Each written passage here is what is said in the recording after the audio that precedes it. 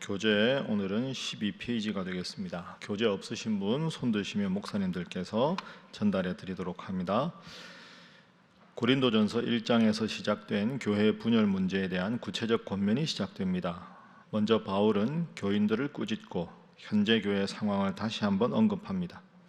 두 번째로 고린도 교회 교인들에게 교회 지도자에 대한 바른 이해를 촉구하며 하나님의 동역자임을 강조합니다. 세 번째로 문제에 대한 또 다른 대답으로서 집 짓는 건축을 통해 제시합니다. 마지막으로 바울은 앞부분의 집 짓는 예와 연결해 하나님의 성전 개념을 설명하고 이것을 통해 교회가 무엇이고 어떻게 행해야 하는지를 드러냅니다. 결론적 권면을 통해 바울은 편지의 독자들에게 세상 지혜에 집착해 사람을 자랑하지 말 것을 명령합니다. 고린도 교회 성도들에게 주는 신앙적인 권면이 오늘 본문에도 계속되고 있습니다. 자, 그러면 그 당시에 고린도 교회는 사도 바울이 보기에 어떤 교회였는가 하면 1절 말씀 보십시오. 자, 우리 1절 함께 읽습니다. 시작. 형제들아, 내가 신령한 자들을 대함과 같이 너희에게 말할 수 없어서 육신에 속한 자 곧 그리스도 안에서 어린 아이들을 대함과 같이 하노라. 아멘. 1절에 보면 대비가 나오는데 신령한 자들, 육신에 속한 자 곧 어린 아이 이렇게 나옵니다. 그러니까 이제 성도들을 굳이 구분하자면 신령하고 신앙적으로 성숙한 성도와 교회가 있고 아직까지 신앙이 성숙하지 않아서 어린아이와 같고 영에 속한 자라기보다는 육신에 속한 자, 그러니까 아직까지 성숙한 교회나 신앙이 되지 못한 경우가 있는데 고린도 교회와 성도들은 후자라는 거죠. 아직까지 어린아이 같은 신앙, 성령에 속하기보다는 육신에 속한 사람들. 그래서 2절에도 보면 내가 너희를 젖으로 먹이고 밥으로 아니하였다. 그러니까 젖을 먹는 아이는 더 어린 아이 아닙니까? 밥은 좀 더 아이가 스스로 먹는 거니까 너희는 아직까지 성숙한 신앙의 단계가 아니다 하는 거죠. 그럼 2장은 우리가 뒷부분을 3장을 읽지 않아도 사도 바울의 권면의 핵심이 뭔지 알겠죠. 첫 번째 기도 제목입니다. 성숙하고 거룩한 성도가 되게 하소서 하는 것입니다. 성숙하고 거룩한 성도, 젖을 떼고 밥을 먹는 성도, 어린아이가 아니라 장성한 어른 같은 성도, 육신에 속한 성도가 아니라 성령에 속한 성도, 그런 교회가 되어야 한다 하는 거죠. 근데 바울이 보기에 이제 이 고린도 교회가 가진 제일 큰 문제 중에 하나가 분파가 있었습니다. 성도들 사이에 초대교회, 고린도 교회가 성도가 그렇게 안 많습니다. 여러분, 우리가 잘 생각해 봐야 되는데 초대교회 성도들은 이런 큰 교회가 거의 없죠. 많이 모여도 100명 이상 모이는 교회가 없습니다. 근데 작은 교회인데 그 안에서 나는 바울파다, 나는 게바파다, 나는 아볼로파다, 나는 그리스도파다. 교회가 하나가 되어도 도저히 세상에 대해서 중과부적인데 교회 안에 파벌이 있으니 사도 바울이 보기에 너무 안타까운 거죠. 그래서 좀 더 성숙한 교회, 성숙한 성도가 되어야 한다. 너희는 너희가 하나님의 성전인 것과 하나님의 성령이 너희 안에 계시는 것을 알지 못하느냐? 누구든지 하나님의 성전을 더럽히면 하나님이 그 사람을 멸하시리라. 하나님의 성전은 거룩하니 너희도 그러하니라. 아멘. 신앙생활 하다가 그런 질문 많이 하죠. 술 마시면 뭐가 문제냐? 담배 좀 피우면 안 되냐? 여러분, 술, 담배 한다고 천국 못 가는 건 아닙니다. 그런데 신앙에 유익하지 않지요. 기분 좋다고 술 마시고 스트레스 받는다고 기도하기 전에 담배불에 불부터 붙이면 그 바람직하지 않습니다. 술 먹고 담배 피우면 교회 오지 말라는 게 아니라 그런 것에 의지하기보다 하나님 앞에 더 기도하는 것이 성숙한 성도가 되겠죠. 혹시 여러분 자녀들이나 지인 중에서 술 먹어도 되고 담배 피워도 되지 않아? 이러는 분들이 있으면 이 16절 17절이 아주 중요합니다. 너희는 너희가 하나님의 성전이다. 여러분, 우리 예배당이 깨끗하잖아요. 예배당에 들어왔는데 지저분하면 되겠습니까? 우리가 하나님의 성전인데 하나님의 성전을 술, 담배로 하나님을 향한 마음이 약해져서야 안 되겠죠. 그리고 성령이 너희 안에 계신다. 17절, 우리가 하나님의 성전인데 하나님의 성전을 더럽히면 하나님이 그 사람을 멸하시리라. 하나님의 성전은 거룩하니 너희도 거룩하니라. 그러니까 우리가 예배드리는 것뿐 아니라 우리의 몸도 하나님이 주신 거라 거룩하게 잘 관리하고 건강한 삶을 영육간에 살아야 되는데, 우리의 몸에 해로운 것을 먹고 해로운 것이 들어가고 하는 것은 바람직하지 않다.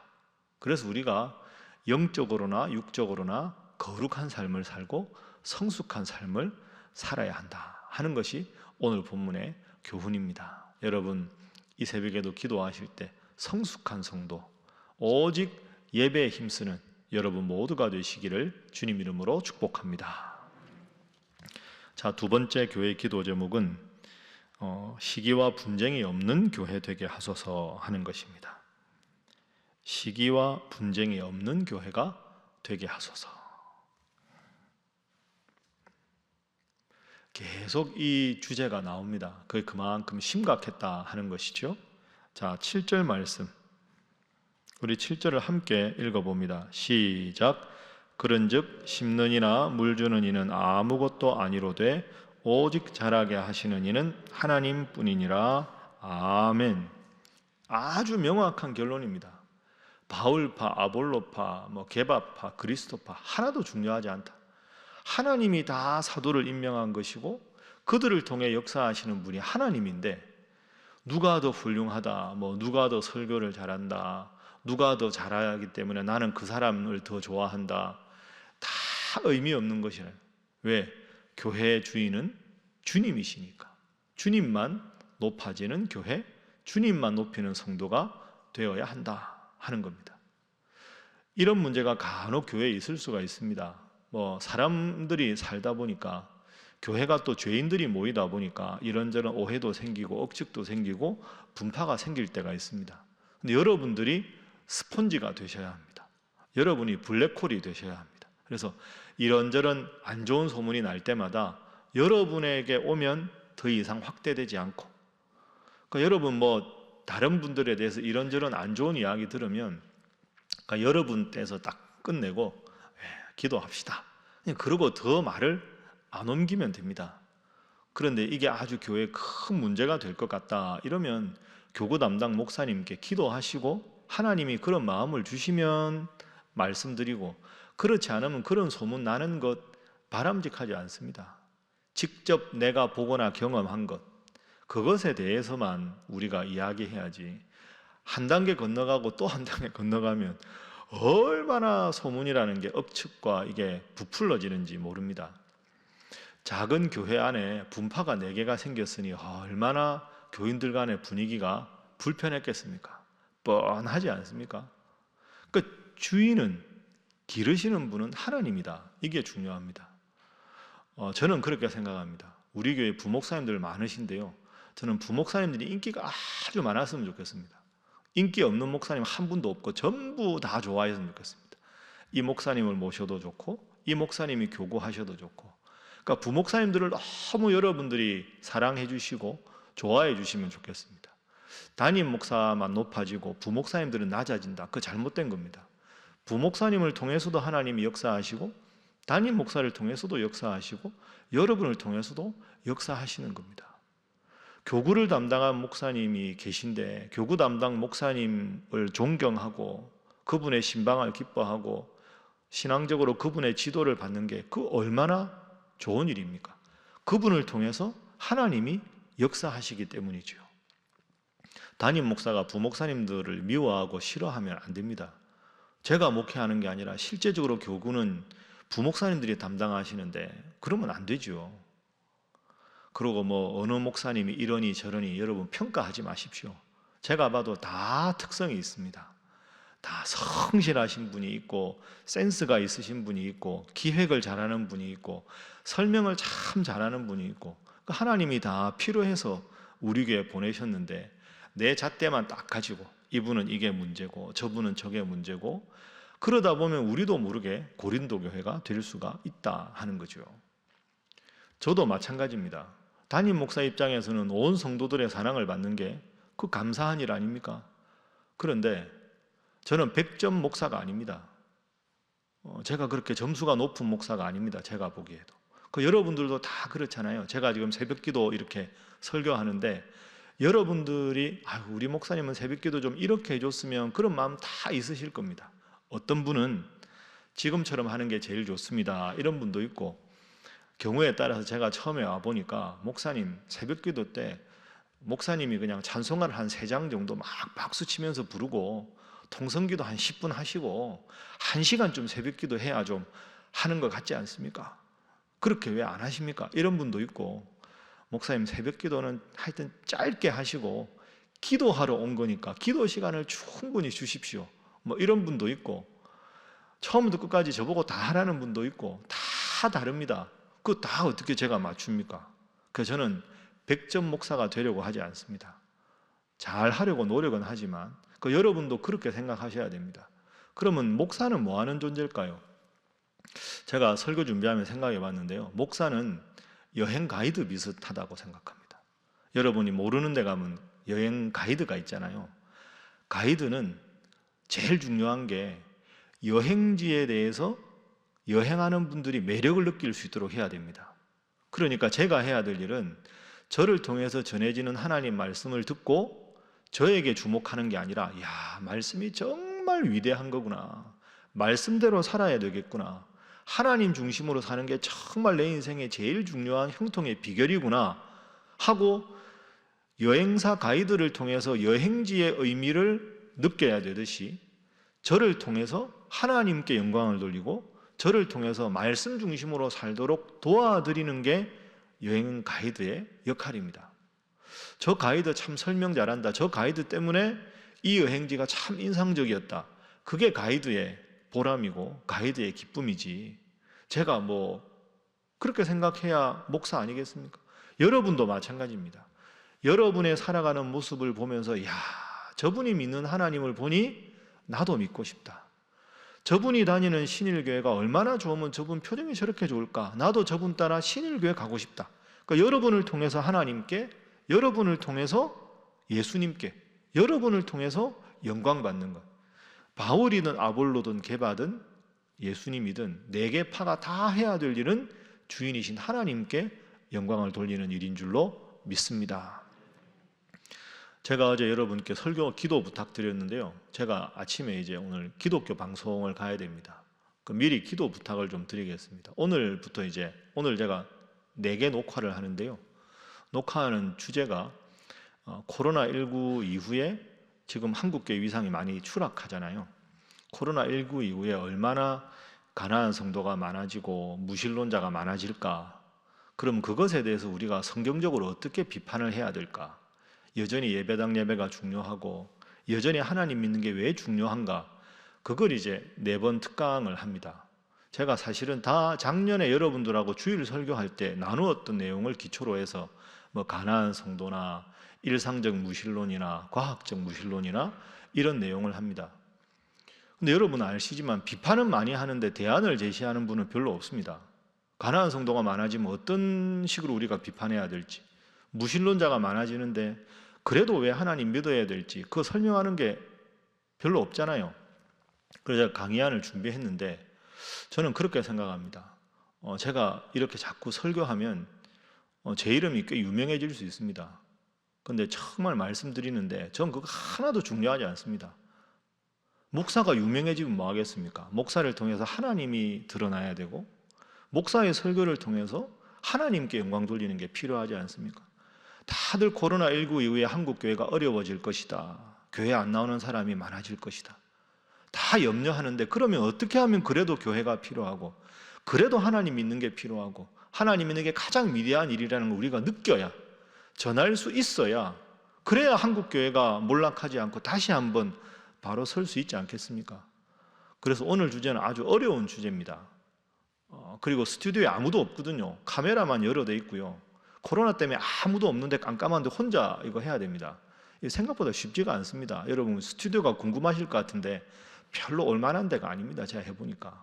앞으로도 제가 방송 꽤 할지 모르겠는데요, 제 기본 마음은 그런 마음입니다. 저를 통해서 교회가 바로 서고 회복되고 하나님께 영광 돌리고, 오늘 바울이 말하지 않습니까? 나는 심었고 아볼로는 물을 주었으되 자라게 하시는 분은 하나님밖에 없다. 그게 중요한 거죠. 여러분, 저를 위해서 기도해 주십시오. 교만해지지 않도록. 그리고 한국교회를 위해서 기도해 주십시오. 자꾸 한숨 쉬고 교회가 큰일 났다고만 하지 않고 건전한 대안을 세워서 다시 교회가 바로 서고 복음이 바로 설 수 있는 한국교회가 되게 해달라고 기도하는 것. 그렇게 하기 위해서 부름받은 사람들이 목사인 거죠. 목사는 하나님 때문에 목회하는 거지 목사의 명예 때문에 목회하는 게 아니지 않습니까? 그게 오늘 본문의 두 번째 교훈입니다. 자, 세 번째 기도 제목입니다. 그럼 우리가 이런 질문이 있습니다. 목사님, 어떻게 하면 우리 교회가 앞으로도 시기와 분쟁이 없을까요? 어떻게 하면 앞으로 목사님 방금 말씀하신 대로 교회가 점점 쇠락하게 되고 점점 하나님 믿는 사람들보다 무신론자들이 많아지는데 어떻게 하면 나는 하나님 앞에 바로 설 수 있을까요? 이런 질문을 할 수 있지 않습니까? 바울이 정확한 처방을 내립니다. 그 처방이 오늘 본문에 나옵니다. 자, 오늘 본문 말씀 보겠습니다. 10절 말씀입니다. 10절 말씀. 자, 10절 함께 읽습니다. 시작. 내게 주신 하나님의 은혜를 따라 내가 지혜로운 건축자와 같이 터를 닦아두매 다른 이가 그 위에 세우나 그러나 각각 어떻게 그 위에 세울까를 조심할지니라. 아멘. 저를 한번 따라하겠습니다. 내게 주신 하나님의 은혜. 이게 세 번째 기도 제목입니다. 내게 주신 하나님의 은혜를 따라 살게 하소서. 내게 주신 하나님의 은혜. 이게 참 사도 바울에게 중요한 표현입니다. 여러분, 사도 바울의 글을 읽어보면 바울은 은혜를 그냥 은혜라고 쓰지 않습니다. 대부분 바울이 은혜라는 단어를 쓸 때 이런 식으로 씁니다. 내게 주신 은혜, 내게 주신 하나님의 은혜. 그러니까 은혜를 그냥 누구나 받을 수 있는 은혜가 아니라 나에게 주신 은혜, 내게 주신 은혜. 여러분, 이게 참 중요합니다. 때로는 고린도 교회처럼 이렇게 분파로 흔들리면 신앙생활 잘하고자 하는 분이 마음에 시험 들지 않겠습니까? 아유, 교회 안 나가고 말아야지. 성도들 보니까 시험들 안 되겠다. 이럴 때도 있고, 여러분이 살아가다가 많이 힘들고 어려워서 기도도 안 나올 때 있지 않습니까? 어떻게 견딜까요? 그게 이겁니다. 내게 주신 하나님의 은혜. 그래, 다른 사람 말고 내가 지금 이렇게 신앙생활 할 수 있도록 나에게 주셨던 하나님의 은혜, 지금 내가 하나님 앞에 기도해서 하나님이 내게 부어주시는 은혜, 내가 말씀 읽을 때마다 깨닫게 하시는 하나님의 은혜, 중요한 건 내게 주신 하나님의 은혜라는 거죠. 나에게 주신 은혜를 늘 풍성하게 간직해야 아무리 외풍이 불고 힘들어도 견뎌낼 수 있다. 그래서 바울이 그렇게 말하죠. 내가 나 된 것은 하나님의 은혜로 된 것이다. 그러니까 바울이 그 숱한 어려움 속에서도 하나님의 사도로 설 수 있는 건 은혜로 된 것이다. 내게 주신 하나님의 은혜. 여러분 꼭 기억하셔서 어려운 상황이 계속되고 때로는 여러분의 인생이 힘들어도 내가 끝없이 기도해서 늘 하나님께서 부어주시는 그 은혜가 넘치고 넘쳐서 어떤 환경에서도 바울처럼 하나님 잘 섬기고 교회를 잘 섬기는 여러분 모두가 되시기를 주님 이름으로 축복합니다. 함께 기도하겠습니다.